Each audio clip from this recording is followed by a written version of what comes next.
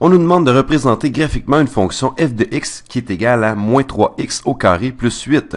Prenons quelques valeurs de x et voyons quelle valeur de f de x nous obtenons pour chacune de ces valeurs de x. Ensuite, nous représenterons graphiquement notre fonction. Je vais dessiner une table de valeurs ici. Je nomme cette colonne x et celle-ci f de x.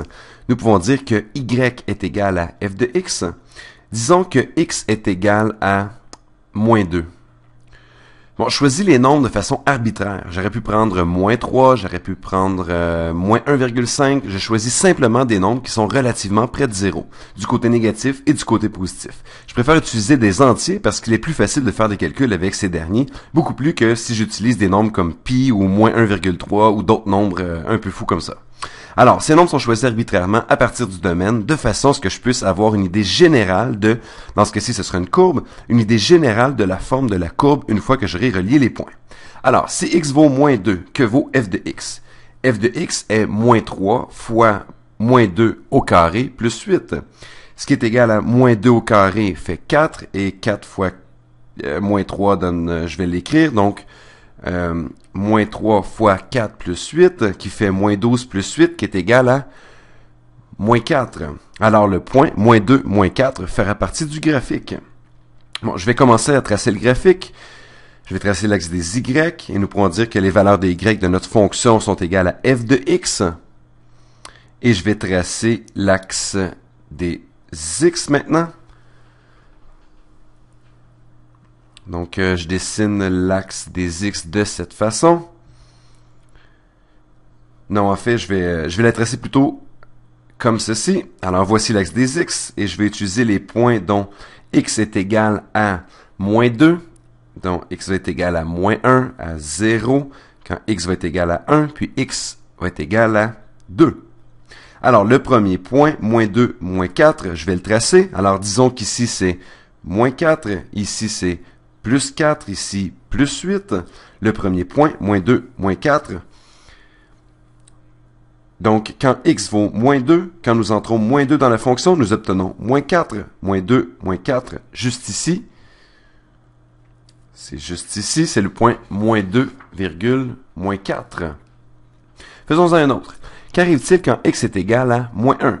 Alors, f de x est moins 3 fois moins 1 au carré. Non, je vais l'écrire autrement.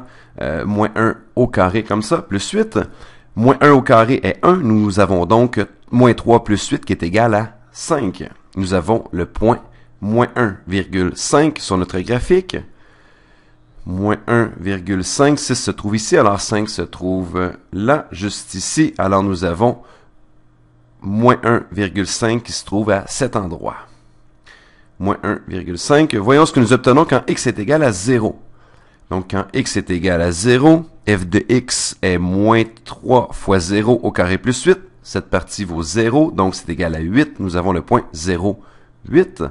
0,8 se trouve juste ici. Alors, c'est 0,8. Voyons ce que nous obtenons quand x vaut 1.